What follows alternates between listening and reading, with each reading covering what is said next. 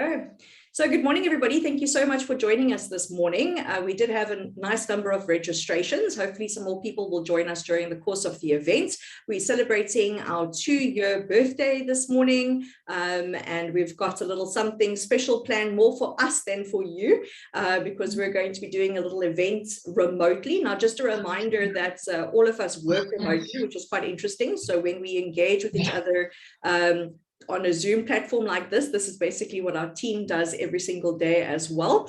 And on that note, I'd like to ask Carl to get us started on his side, and then we've got something special planned. Carl, are you all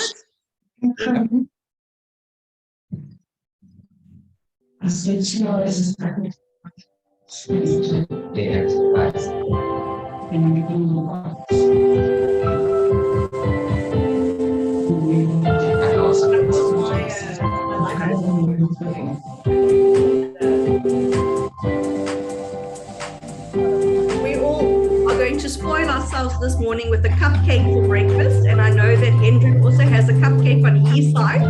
So thank you so much, everybody, for joining us for our 2-year birthday, and for every single one of you, your support, both as colleagues and as clients in the industry. It is so appreciated. We don't know what we would do without you. Nicole and I took a very big jump 2 years ago to start up TVDM Consultants. We're incredibly passionate about what we do, and it wouldn't be without every single one of you that attends all of our boring webinars every single month, that pop us emails, WhatsApps, telephone calls, for telephone calls at 11 o'clock at night and telephone calls at 1 o'clock in the afternoon. We really appreciate every single one of you. So the thank you is to you, and we will make sure that we continue offering you only the best as the years go on. Thank you so much, everybody. Thank you, everybody. All right. Your cupcake is divine, Zelinda. Oh, is it good? Good. I'm glad. I'm going to stop sharing the screen that we can all see each other this morning. And we've planned a couple of Q&A questions, and we've got a couple of questions that we've received from you guys. Thank you so much for putting those through. And then, of course, for those of you that are in attendance, we'd like to give you the opportunity to ask the questions first. So I don't know if there's anybody that would like to kickstart us this morning. Otherwise, we will take some questions from the forum that we received it. Can I please ask a question? Shirley, I was waiting for you. Off you go. It's way off beam. Did you and Michael know that you were starting your businesses at the same time? Not at all. Michael Schäfer. Not at all. Really? Nope, not at all. It's just great. You two main people we all know, and it's so interesting that you both started the same month. Thank you. Well done. Thank you so much.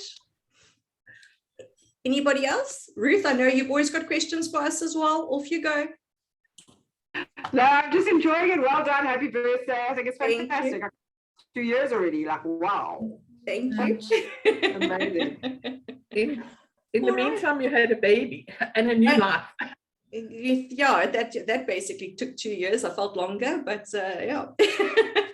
If it wasn't, and it's interesting that all the COVID restrictions have dropped, I think officially today or officially yesterday, and it was because of COVID that we had the opportunity to get started. I know that a lot of people have experienced a lot of loss and unhappiness during that time. You know, we have too in our personal capacities, but at the same time, it gave us an opportunity to be able to reach out to the market nationally that we never had an opportunity to do before. And people like Mike Addison that's online now, people like Hendrik that's online now that is not based in Cape Town, gave us that platform and gave us that opportunity. And without having COVID and without having to Zoom and Skype and Microsoft Teams, we wouldn't have had that opportunity. So it's been really, really good. Nicole, will you get us kick-started with the question, and then we'll warm up and we will take some from the floor. Absolutely. Okay, cool. Thank you for joining us, everyone. The first question is it compulsory to also print AGM notices if an owner did not confirm in writing that they will only require email? Okay, so I know with Ruth online, we're going to have a nice debate about this morning, because despite the fact that I've known Ruth for almost 10 years, we still disagree on this point. The legislation been changed, and we still disagree on this point. When it comes to notices for annual general meetings and special general meetings where there is no special or unanimous resolutions, and I'm talking about this in a sectional title context, the notice can be sent to the email address if the owner has specified the email address as the address for service of notices. If the owner has not specified an email address, unfortunately, you do still need to send it via post. You don't have to, however, send it via prepaid registered mail in that instance, but you do have to send it via prepaid registered mail and email, but not or email, if there are special resolutions or unanimous resolutions. And I know Ruth and I differ on this point. Ruth, I don't know if you want to give your inputs on this at all. I'd be very interested to hear from the floor, my colleagues, what they think about this one as well. Yeah, well, as you know, I do disagree because PMR 45 is an anomaly. It says the service address and legal document is the address of the primary register, provided that if a member is entitled to written notice, to change that address for the purposes contemplated in subsections 6.3 and 6.4, which is only in respect of when you've got resolutions. So it is, to me, it's an anomaly. I believe it has to be printed as well. I don't, but that's my opinion. Because it says or it's only in respect of 6.4 and 6.3, which is when you've got resolution. So one of the last meetings that I attended when I was still at Ruth's offices at Pam Golding Property Management Services, I think we sent a notice out to a building of like 300 and odd or 400 and odd units. And it was a special business. It went out by prepaid registered mail. And of that 300 and odd prepaid registered mail envelopes that went out, the messenger brought back about a month after the meeting over 90 uncollected envelopes. And it was such a heart-sore moment to see those envelopes being wheeled back into the office again of people that never went to go and collect it. And I know that there are those of you in the meeting today that do not send out the notices via prepaid registered mail. I can tell you that I have, acting on behalf of an owner, had many meetings called off for the very reason of the notice not being sent via prepaid registered mail. So you do still need to send it via prepaid registered mail if there is unanimous or special resolutions. And if you accept Ruth's version, nothing wrong with it. It would be for all meetings. Any comments from the floor? Annette, I know that you've been in the game for many, many years. What do you have to say about this one? Personally, I feel if they've got email, we send it email. And I always offer a hard copy should they not be able to download or would prefer. And so far to date, we've never been requested to send hard copies. Fantastic. Fantastic. Sandra, sorry. Sandra, you got your hand up? Yeah, just a question from our side. I don't know what the managing agent on the forum actually think about this one. In terms of, the pack is quite a lot of pages and all of that. And those who don't have email, you actually post it. And do you actually charge for those printing that you actually do?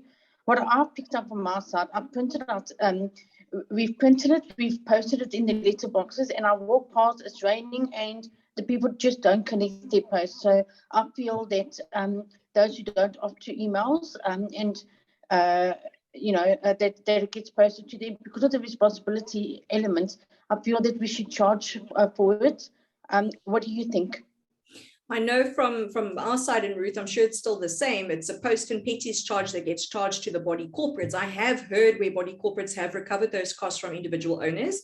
And as Annette says, it's when you ask them whether or not they want hard copies that you then perhaps could recover it from them, because any charge can be recovered from an owner's levy account by agreement. So if they say, yes, we do want it sent to us, I don't see anything wrong with recovering it. I also do know that we've had the fight many times with clients as well as body corporates or trustees that they don't want the managing agent to charge the post and petties because they should absorb it in their fee. But I think one forgets how often and how much you are expected to print and to prepare.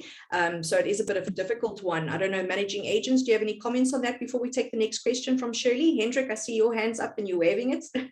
Look, let's be honest. The managing agents charge for the printing, and it's our once a year bonus.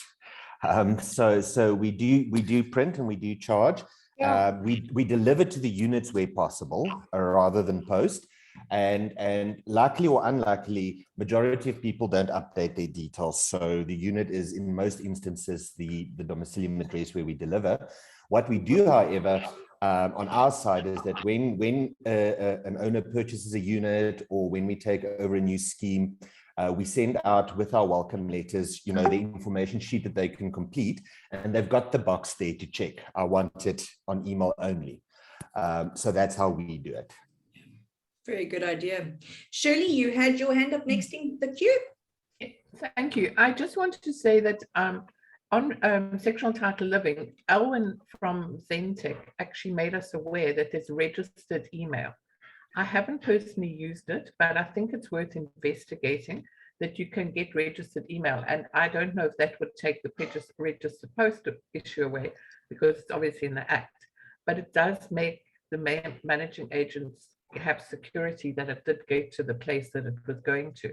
I don't have the registered email address in front of me, but I could send it to you and then you can send it out at a later stage. Fantastic. And the second thing is, when you go through so quickly about what needs registered post, like the unanimous resolutions, I just need to clarify a few things, because it's kind of, it goes quite fast and I'm a bit confused. So maybe other people are too, but maybe it's just my gray hair. With regard to, if you've actually asked for your domicilium to be your email address, do they still need to send you hard copies for both for ordinary resolutions or an ordinary AGM and special and unanimous resolutions? So Hendrik is shaking his head vigorously. So I'm going to disagree with Hendrik, and I'm going to say that it does still need to be sent via prepaid registered mail. I am happy to hear the counter argument of that. And what I perhaps would like to suggest is that the two of you co-author an article for us with this registered email issue and with this very question, because I know that both of you are very passionate about your views and are both very well respected in the industry. So perhaps you can put those views to paper and we'll most certainly publish it. Hendrik, would you like to comment on that? Look, I'm referring to ordinary resolutions and ordinary AGMs. I mean, there you don't need to do hard copies. Correct. When it comes to the special resolutions, I mean, it needs to be sent by prepaid post to the domicilium address. And I mean, if the owner says, well, this is my domicilium address, then, how are you going to send prepaid post to that? And also, I mean, now that the Act allows the body corporate to choose an email address for a domicilium address, how it just changes the whole dynamic. And I think we should look at domicilium address where you need to send it to, whether, prepaid or whatever it says. Well, I like the idea of the prepaid registered email that Shirley speaks about, because you're quite right that the owner designates what the domicilium address is going to be. And if you are able to send prepaid registered, well, I suppose you don't really need prepaid, but at least registered email, and the email address on record from the owner in writing is the way in which they want delivery of notices, which is domicilium, then that should be fine. The only issue is that you've got the word post to the members section and post to a physical or postal address. So that's I think a bit of an issue. But again, if you look at the dictionary definition of it and the interpretation of statutes and all those fun things, I'm sure that there's a way around it, but definitely still an issue up for debate. Tony, I saw that your hand was up. Sorry, Hendrik. I smile with trepidation at what I've heard. One thing that everybody has overlooked is pragmatism. The postal service is collapsing and it's not reliable. Here in Joburg, we have not had postal deliveries for 3 months. Wow. And now you're trying to send items by registered mail for a meeting that in 2 weeks notice or 3 weeks notice, and it's not going to happen. The deliveries do not take place. I'm getting correspondence or posts in from 3, 4, 5 months ago being delivered only now. So you've got to, the law is one thing, but pragmatic reality of what we face in life is another. And like Hendrik, I deliver where possible, For the rest, it's on email, and that's the fact of life. That's just my comment on the debate. Daniela commented on the group that we don't even have a post office in Tableview. I'm glad, because I noticed that. I was looking for a post office the other day and I couldn't even find one of those little boxes anymore. So I'm glad that there actually isn't one. Thank you for pointing that out. Very interesting. Do we have any other questions from the floor? Shall we move on to a different topic? Just one more thing from someone on the webinar at the moment. If we have a resolution from all the trustees that all notices will go out via email and all communication will go out via email and not post, is this not correct? Okay, so we know that, to change rules, we need a special resolution or unanimous resolution. And what you're trying to achieve with the trustee resolution is changing a provision of the Act, which you can't do. And I know, Hendrik, you were also shaking your head. Now, it's so nice to have you on the webinar. I know you always do support us and you watch the webinars afterwards when you've had a full 24 hours worth of work. But I know that you're currently going through a situation that I actually wanted to use as an example today, and we'll take it into that one leading from that question, is where the trustees have, by trustee resolution, and I say trustee resolution in inverted commas because it wasn't a proper trustee resolution, are changing the Act to say that the managing agent must take instruction from only one trustee, whether or not that trustee is, a trustee for a certain portfolio, alternatively the chairperson. The trustees can't take a resolution to change a provision of the rules or change a provision of the Act. Neither can the members. So if the question had to be tabled as, if every single owner at a meeting had to say, we want you to do X, Y, and Z, you still can't change the rules. You still can't change a provision of the Act. So I don't know how a lot of you work as trustees, or those of you that are owners and have been trustees before, go to meetings, and those of you that are managing agents when it comes to taking instructions from your trustees. I'm always of the view that instructions must come from a majority of the trustees. I mean, we're all on email. I'd like to think that we're all on email. Some of us are on email on multiple different platforms. So we hear the ping, ping, ping, ping, ping all around us all day long. And we're available telephonically. We should be checking in on body corporate matters at least once a day, or at least designated days in the week if we are trustees, or make ourselves available for a quick telephone call for decisions. So I think instructions should come from a majority of the trustees. You most certainly can have portfolios, but at the end of the day, there needs to be a proper member directive, alternatively a trustee resolution, when it comes to those portfolios, to actually designate instruction to a managing agent. Is that a topic that any of you have any comments on? No problems? You all instruct your managing agent, all in all? Also remember that owners don't give managing agents instructions. It's just the trustees. Caroline, you've got your hand up. Morning, Sulinda. Thank you. So just to lead on with regard to your comments on managing agents taking instruction from majority trustees.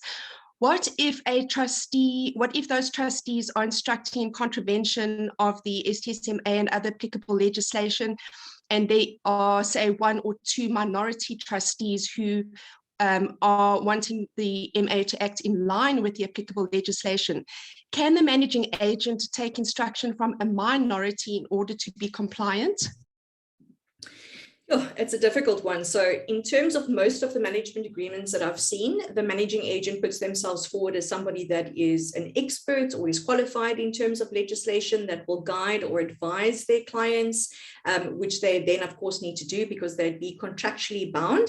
In terms of the Sectional Title Schemes Management Act, there's no code of conduct or any type of directive to managing agents to do things in accordance with the Act. But of course, one's reputation is such that you're going to make sure that you do. I would, as a managing agent, notify the trustees, all of the trustees in writing as to what the correct position is, and require that a majority of trustees direct me correctly, not take instruction unless it is a majority decision. And if the majority decision, like you said, is incorrect, I would notify the owners of it, because the obligation at the end of the day is with the members of the body corporate, not the trustees. That being said, you're probably going to be booted out at the next opportunity unless you can have sufficient support from the members, and very often you're not going to get that support because members either don't care what's going on and they trust the trustees, or they simply do not make the time to see what's going on. So it's a very difficult scenario. I have been in situations before where I have been directed by majority of the trustees to do the wrong thing. Sometimes I've refused and sometimes I've done it, but in writing have covered myself for all intents and purposes and have notified the members as well. I always joke and say it depends how badly you want to keep the scheme, because sometimes you can be a bit stroppy about it and other times you can't, but it is a difficult one, Caroline. I think at the end of the day, managing agents don't have a statutory requirement to do the right thing. Sometimes they do contractually, but you should be doing the right thing. Sandra, you've got your hand up. I just wanted to comment on that. So, Zelinda, you know my situation with the complex that I'm in, where you've got very much inactive trustees. We've got a whole lot of owners who reside there, but I would say 95 to 96% of them do not have an understanding of the Sectional Title Act and what you can and can't do and all of that.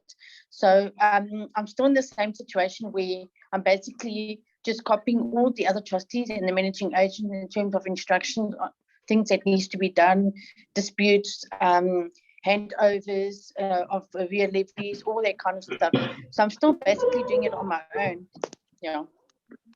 Yeah, it's a difficult one. I'm just going to mute some background noise over here. Sandra, we've had the benefit of being able to get to know you over the last few months, and what you do as a trustee in the scheme. And although it's not correct that as a solo trustee you give instruction and you manage the scheme, your body corporates that you're involved with are very fortunate that you do the right thing. So although you're acting illegally, I'm sorry to say, you are not giving the wrong advice or doing the wrong thing. And I'm sure that your members will ratify what you do, but you have been placed without any choice on your side in a situation where you're pretty much the only one doing everything. And if it wasn't for you, the alternative would be perhaps placing the body corporates under administration.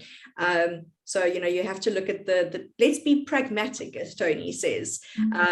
I'll steal from Marina Constance. She always says one has to look at the spirit of the law. Hey, Annette, I think we've heard that a couple of times, the spirit of the law. And I think the spirit of the law is that the body corporate is managed in accordance with the Act, and whether or not it's one trustee or a group of trustees doing that, provided that the letter of the law is being applied, that should be in order. Ladies and gents, any other questions from the floor? Sorry, can you hear me? Yes, we can, Tanya. Yeah, I'm very sorry. I'm very scared of asking stupid questions. Oh, I've been no a trustee for. Oh no, I've been a trustee for a year, but I've actually stepped down because I realized in that year how little I knew, and there were things I wanted to fight or query or dispute. And I just said now to myself, I'm going to give myself a year to really get educated and read the demystify, and then put myself forward next year and hope to do a much, much better job. But I do apologize beforehand for asking silly questions. We've just had our AGM. The one question is, when should we get the minutes of that AGM? At least before the next AGM. Hey, managing agents. So it's not within 7 days. No, it is within 7 days. Not a silly question. Within 7 days. And can I tell you, and Marion, you're quite correct in the group. Marion is saying all questions are good questions. Now, Marion has been an owner and a trustee for, I think, longer than I've been alive. Hey, Marion, you've been a trustee for years and years and years. And she's self-educated when it comes to sectional titles. So what you're 10 years, Marion, fantastic. So what you're doing is definitely the right thing. It should be 7 days. And now 7 days. having been a portfolio assistant, having been a portfolio manager myself, it is heck of a difficult to get minutes out in time. And I mean, I was originally a managing agent before it was the norm to take a laptop to a meeting. So you would take hard 15 minutes and you had to go back and type it out and all those fun things. It's very difficult, very challenging. We're not all dedicated managing agents like Ruth, for example, that does the minutes at 5 o'clock the next morning or 10 o'clock that night. But generally speaking, it's 7 days, although it's quite interesting with annual general meeting minutes because you can't actually make any amendments to those minutes prior to the annual general meeting that is forthcoming. So it's kind of pointless to do the minutes, in my opinion. That being said, you have to do it while the memory is still fresh, and the Act says that it does need to be provided to the members within that 7-day period. Perhaps then only that we're in attendance at the meeting is able to say, this is wrong, that was actually said, whatever it might be. The managing agent can put it on record and then table it at the next annual general meeting. Okay, super.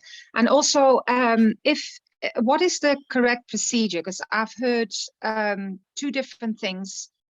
If there is an issue, should you write to the managing agent or to the trustees?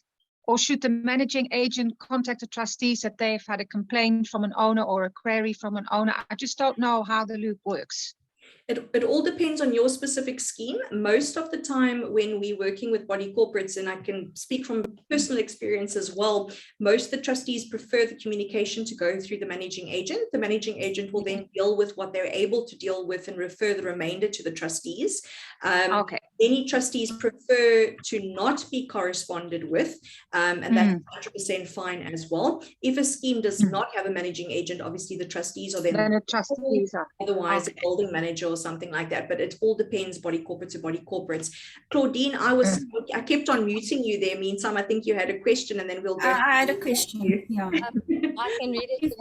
If Tanya is finished in our, if she's done. Yeah, no, I've got some more questions, but please go ahead because they're really unrelated. So I'll please go ahead. We'll come back to you, Tanya. No worries. Okay, Celinda. We had an AGM last night. It's a body corporate, and when it came to the agenda item of election of trustees for the ensuing year, we had nominations for family members. So it is for the son has been a trustee, so he actually got reappointed, and then the mother also was nominated.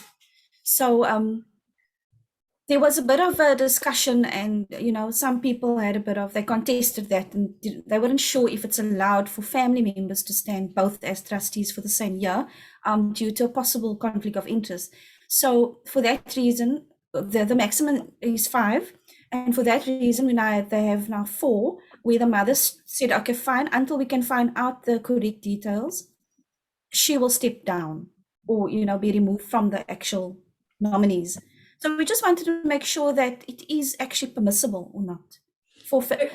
They do not live together. She's an owner of a unit. He's not an owner, so he's renting.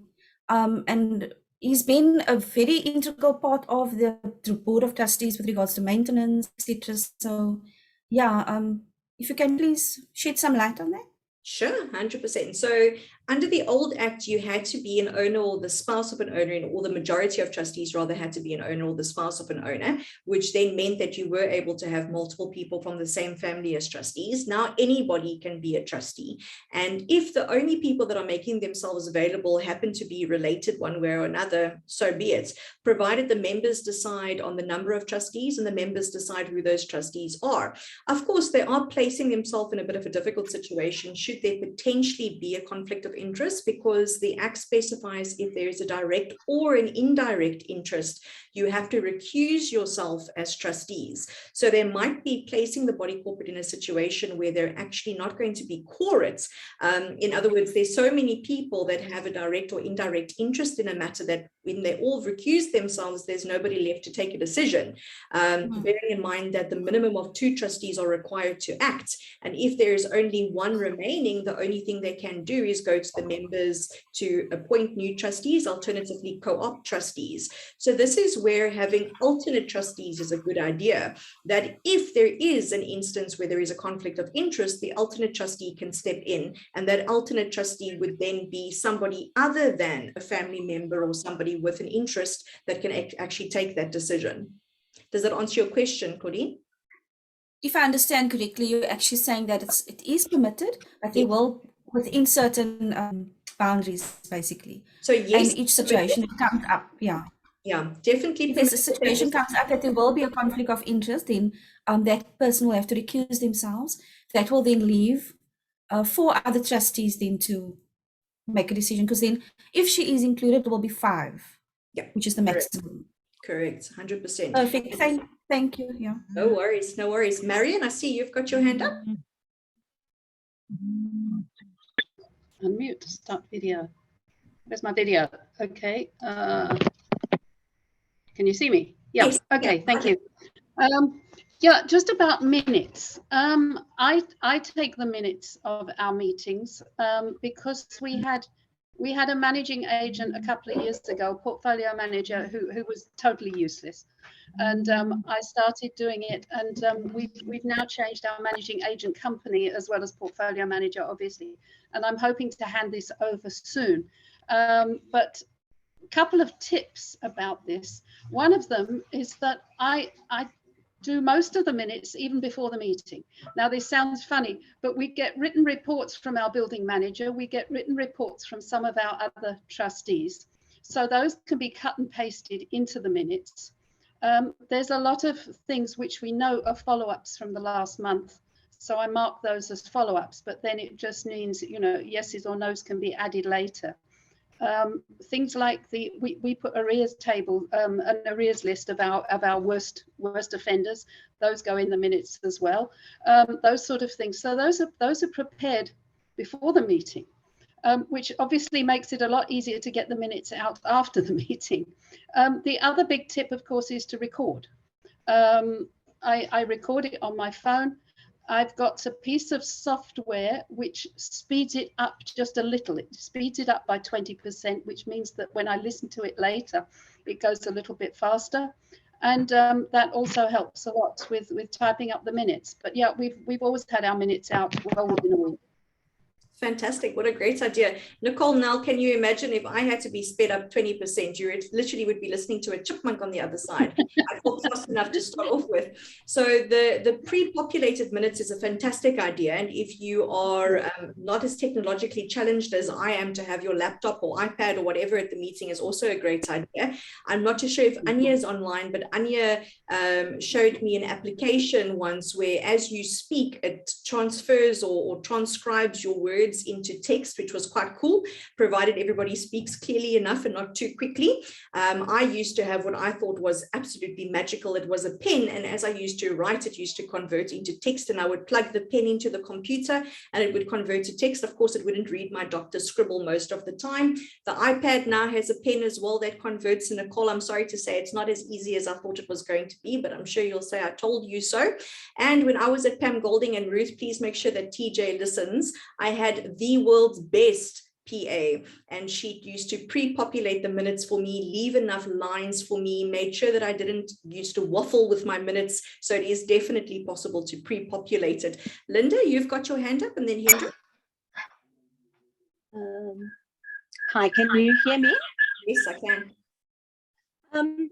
I've got a couple of questions. Oh, sorry, I'm getting very bad feedback. Sorry, let me just move to my phone. Can you hear me? Yes. Okay. I've got a couple of questions.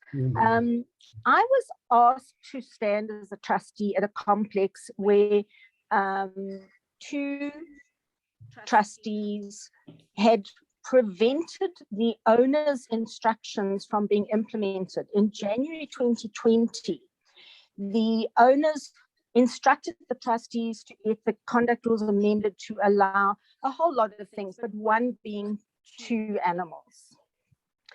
These 2 trustees clearly didn't agree with it, and they prevented it from happening, which is clear in minutes of AGMs and minutes of trustee meetings. And it appears that there was a vendetta against the chairman whose tenant had 2 pets. They raised it at the AGM, they lodged a complaint with CSOS against the chairman. And at the AGM, despite there being no decision taken from CSOS, they tried to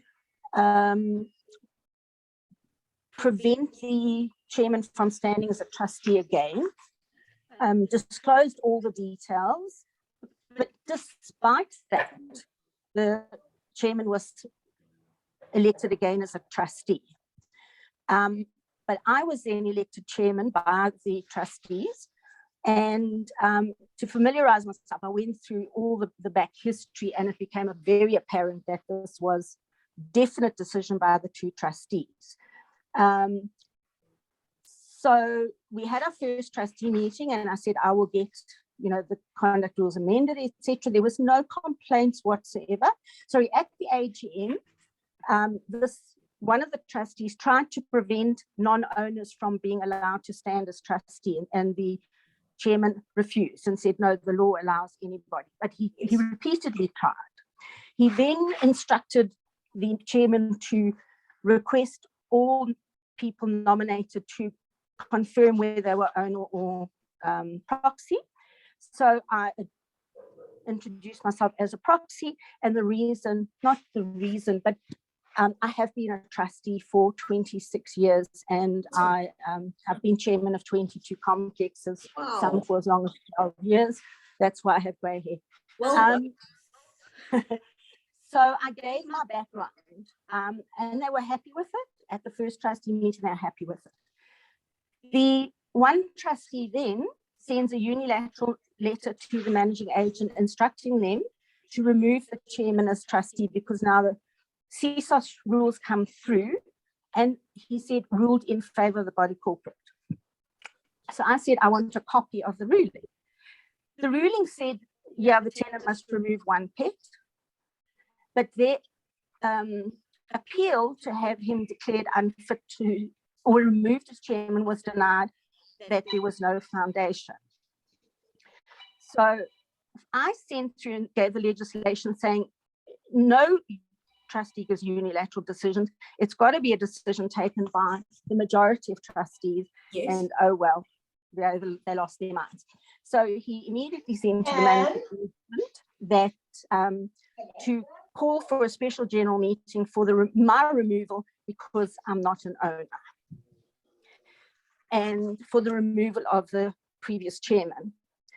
And when I wrote back and said, but you can't do that, it's got to be a decision by the majority of trustees, and his response was, we have no standing because we're directly involved and therefore we can't participate.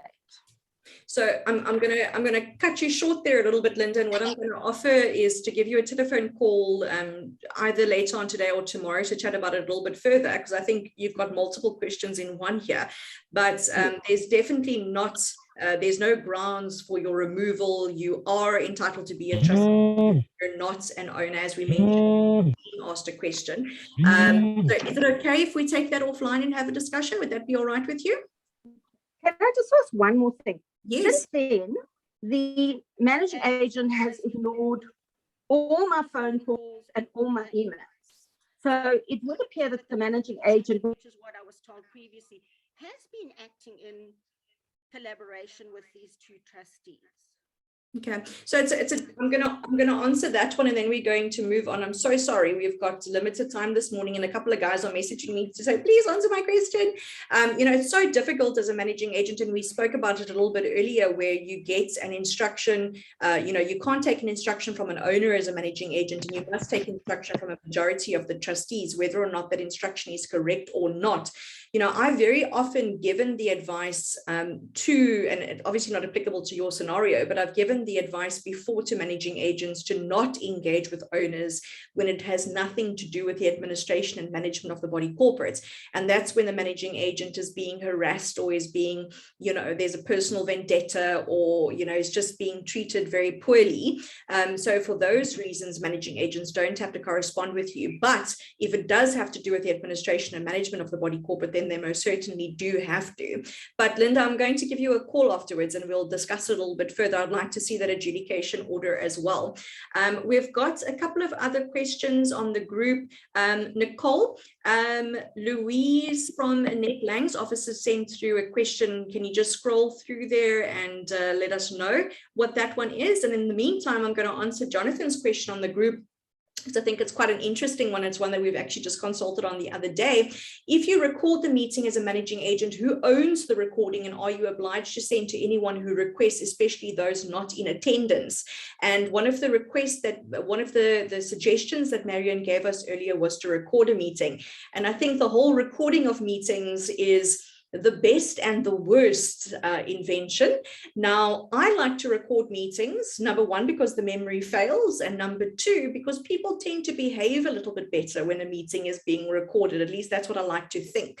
Now, when it comes to the recording, you have to remember that a recording can be classified as something that needs to be protected in terms of the Protection of Personal Information Act. And normally the chairperson or the managing agent is the information officer, needs to protect it. A recording is not necessarily a record of the body corporate in terms of prescribed management rule 26 and 27 under the Sectional Title Schemes Management Act. In terms of a homeowners association, Jonathan, that I know that you're involved with, normally there is nothing about a recording in the homeowners association's constitutional memorandum of incorporation. And if that recording is the property of the managing agent, in other words, it's their Zoom subscription, or it's their device, or it's their cell phone, or however you take recordings, then that actually has nothing to do with the body corporate or the homeowners association. My advice to managing agents, if they are taking a recording of the meeting, is to, number one, get permission. So you would have seen when we started recording this session, something popped up on your side to say that the meeting is going to be recorded. If you didn't want to be part of it, you would have needed to leave. And now, if there are objections to recording a meeting, you can obviously not record that meeting if it's a physical one. And I would always suggest that you say you're recording it for administrative purposes, and that once the minutes have been put in writing, that recording is going to be deleted. Now, I'm not a techie genius, but I do know that a lot of these things get saved to the cloud and they're there forever and all those fun things. But if you are the managing agent, you are recording the meeting, it is yours. If you're using the subscription of the body corporate, it is theirs, but it's also not a record of the body corporates. So unless you're going to use that recording for the purposes of a CSOS adjudication or a case or something along those lines, keep it. If not, do your minutes and delete it. Jonathan, I hope that answered your question. Were you able to get that question from Annette Lang's offices, Nicole?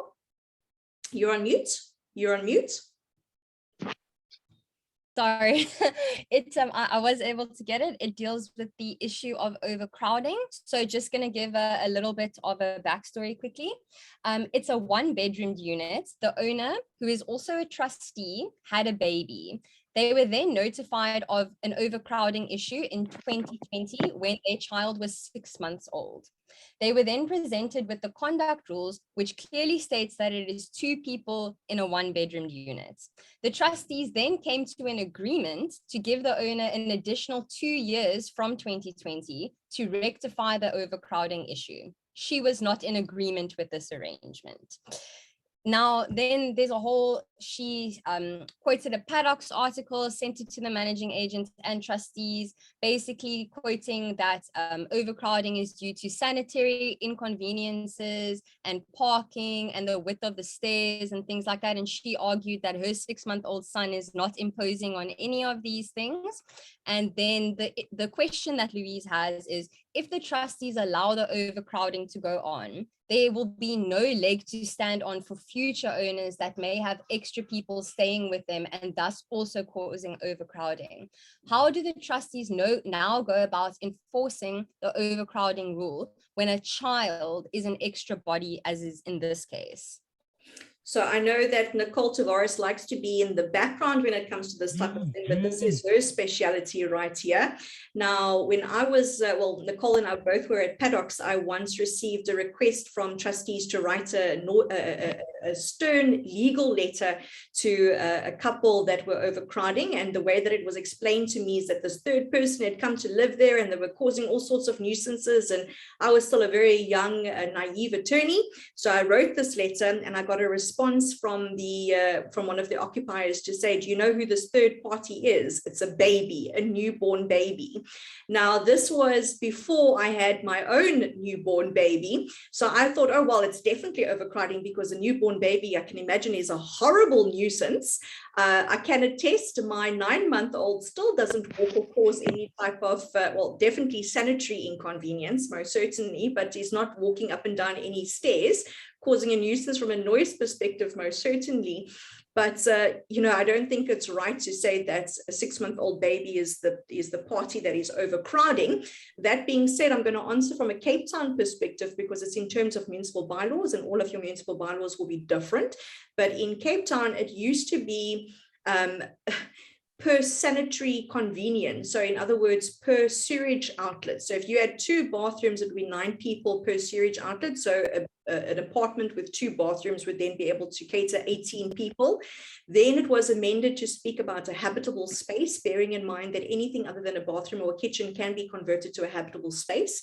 But in terms of the table in the regulations to the City of Cape Town environmental bylaws relating to overcrowding, it speaks about different types of dwellings. And when it comes to a sectional title scheme or a multi-dwelling building, it is 2 persons per bedroom, and a person is defined as being 10 and over, so 10 years old and over, bearing in mind, and Nicole, correct me if I'm wrong, that a 10-year-old or anybody below 10 is considered to be half a person. So then they would be overcrowding by a half a person. But one has to look at what is actually the effect on the body corporates. You know, if they're using more water, install water meters. If they're using more electricity, install electricity meters.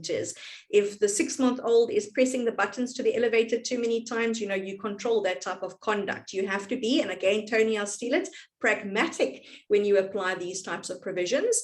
I would definitely not agree that a 6-month-old is overcrowding. Also, Nicole? Sorry, Zelinda, just to jump in there, the legislation, especially in the Cape Town legislation, is very sneaky, and it says and or.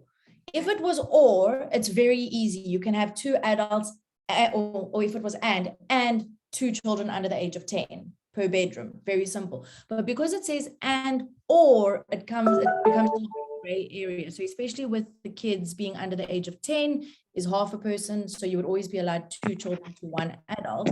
But instead of, or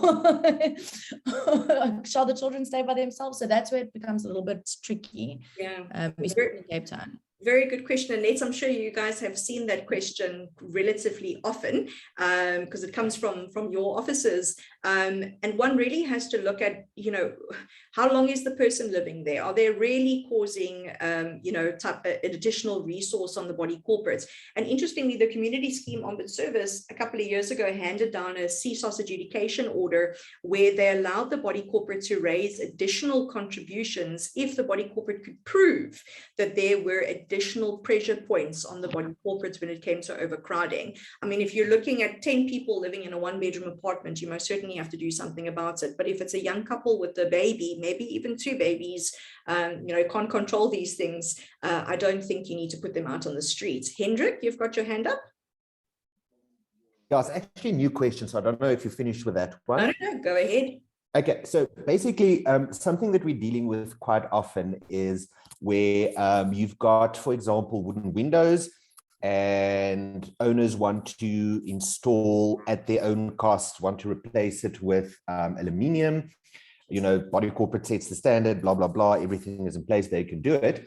And then these owners do not want to contribute towards the maintenance of the remaining wooden windows because they, at their expense, installed maintenance-free windows. How would you deal with that? Oh, it's a tricky one. So we know that unless there is a rule, and we're of the opinion that it needs to be a management rule, not a conduct rule, that says that the owners are responsible for what would normally be the body corporate's responsibility. In other words, from the median line, windows, doors, roofs, all those fun things, owners all have to contribute. And if a body corporate allows, or the owner does without the permission of the trustees, any type of replacement of windows, doors, that type of thing, and they pay for it themselves, technically the body corporate needs to reimburse them 50%, but again, they haven't acted lawfully in doing so. So the argument is then that the body corporate should not reimburse them, but they have to contribute to the remainder of the body corporate going through that replacement project.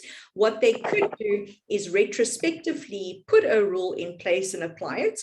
We know that rules don't apply retrospectively, but because it needs such a high level of consent, I mean, management rules is 100% of an 80% quorum or 100% of all owners, they can agree that those parties that have installed previously will not be reimbursed, and anybody installing in the future will not be reimbursed. But it's a tricky one. And once you go down that slippery slope, everyone's going to be wanting to be treated differently.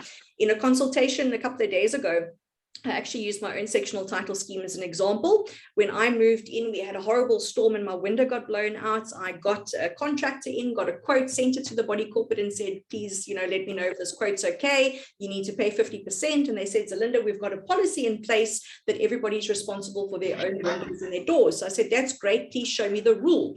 No, it's not in the rules. It's simply something we've been applying since the body corporate was around in 1995. Okay, that's great. When I started applying pressure on them, they said, Zelinda, please come and be a trustee. And when I became a trustee, obviously, keep your friends close, your enemies closer.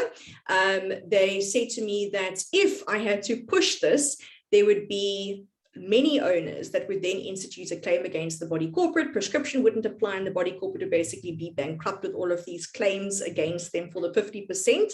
This week or the week before, we had an owner that installed some new windows on her own account, no permission from the trustees, very expensive windows, and sent the body corporate the invoice for the 50%. So now we're sitting in a bit of a pickle in that we've allowed since 1995 everybody to pay for their own windows and install their own windows as they choose. And now we've got a situation where we might have a bit of a fight in our hands. And if that owner does take it further, they would be successful in that the body corporate is responsible for the 50%. So while you can stop this, get that rule in place as quick as possible.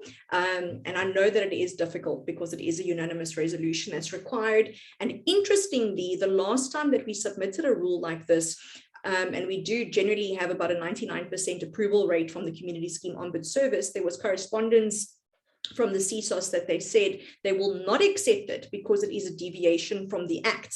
So it's going to be interesting to see how this is going to play out. Ruth, you've got your hand up. You're on mute. Yeah, but Zelinda, I think it's always, does the window have to be replaced? Because I don't think you can get away from your duty if the window has to be replaced. But where people want to put in these fancy windows, no ways. If fixing the windows is going to cost 1,000 Rand, the body corporate only owes 500 Rand. They can then go and put their 10,000 Rand new windows in. So that's how we work it out, because people, they buy, they want to renovate, they want to be the new things in sliced bread, which is fabulous. But the body corporate does not have to replace those windows. If they are irreplaceable, different story. Exactly. So Dr. Karen Durham, our ex-colleague from Paddocks, would always say that it needs to be beyond its useful life. In other words, past the point of repair and maintenance. And I know Ruth manages a very high-end portfolio, all your Bantry Bay, Camps Bay, and all those fun things apartments where their renovation cost is more than what I will earn in my lifetime. And they will most certainly try to put all these types of fancy contraptions and stuff in place. I remember, Ruth, one of the buildings that you now manage, I got invited to one of the trustees' flats, and while we were sitting in the meeting, his awning kept on going in and out based on how the sun came in and out from the clouds, and I was fascinated. I sat for 2 hours looking at this awning retract and go in and out the whole time. Very fancy things these apartments have. Ladies and gents, any other questions? We have a couple of minutes left. I would like to take the opportunity, Tanya, I see you raised your hand, I'll be with you in a second, to please do join the Women in Sectional Title meeting that's happening at 11 o'clock. So I won't feel offended if you drop off. Annette, I'm sure that everyone will take their cue from you. Annette being one of the founders of WISP, Women in Sectional Title. They've got a very interesting topic today, occupational health and safety. I've asked Nicole to represent us and to attend that. So please do drop off and watch that. And before I take Tanya's question, I'm going to hand over to my team. We've got a bit of a prize, well, 2 prizes that we'd like to give out. And we're going to ask 2 questions. Nicole, which one are you going to take us through the rules of the draw? The other Nicole. Other Nicole. Before you start, Zelinda, I know there were some questions on our list that got sent through to us. If I could entice you 2 lovely ladies to just put an article together for us to make sure that everybody's questions was answered. There was so many from the floor today. We didn't get too many that was sent prior to the webinar, please. And by entice, Nicole says you must. There's no Yes, I'm politely asking in front of everybody. Nicole, now over to you. Cool. So how it's going to work, we thought that the easiest would be is for me to ask the question, and then instead of someone putting their hand up or shouting the answer, it's whoever answers first in the chat function. Correctly. Cool. Correctly, yes, correct answers only. And then there are 2 questions. So the first question is, what percentage of vote is needed for an ordinary resolution if taken in writing and not at a meeting? So we'll give you an opportunity to pop in the chat function. We've got 1 so far, which is 2, 3 so far. Nobody's right. An ordinary resolution in writing. No one's right just yet. There we go, Linda, well done. So Linda's our winner there. Thank you very much. For those of you that are looking at me with shocked expressions on your faces, either behind the camera or in front of it, remember that an ordinary resolution cannot be taken in writing unless every single owner waives their right to a meeting. So that's 100%. Linda, you're right there. Thank you so much. And then Nicole, the second question. Yes, the second question is, what authority is needed to rent out common property to an owner or occupier? That would be entering into a lease agreement. Marion, what was your question? Was the what level of authority? Fantastic. Yes. So Marion, you got that one first. Thank you so much. It's a special resolution, quite right. Can keep your eye on your inbox. I will email your voucher through to you in the next few minutes. So for those of you that are interested, it's a Take a Lot voucher. So enjoy your online shopping. You can always find something nice on Take a Lot. So ladies and gents, thank you so much for attending today. If you would like to stick around, I'll stay online for a little while. If you'd like to join the Women in Sectional Title platform, please do that.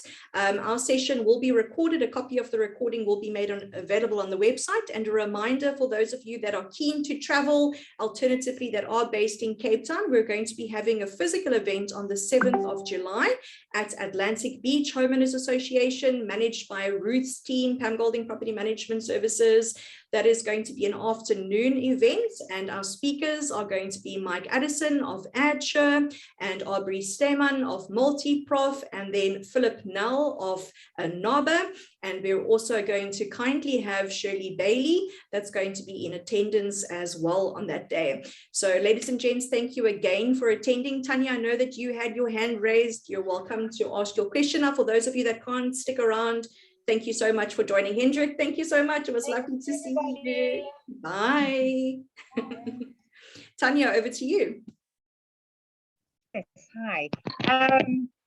Another issue we have as owners that we have, first of all, at the last AGM, which took place about 2 days ago, they are proposing new conduct rules. The way I've pieced things together, that at the minute we do not have conduct rules registered with CSOS, but only at the deeds office. So they're very old and they sorely need to be updated. And I certainly have tried to have input there. But now what has happened that we have planted some trees, and now all of a sudden in the proposed conduct rules, it says no trees blocking sea views. Now we respectfully disagree that our trees are blocking sea views. There might be a few branches here and there, but it doesn't, to us, it doesn't constitute any blocking. I've tried to obviously there's a big difference between exclusive use area and common property, but it was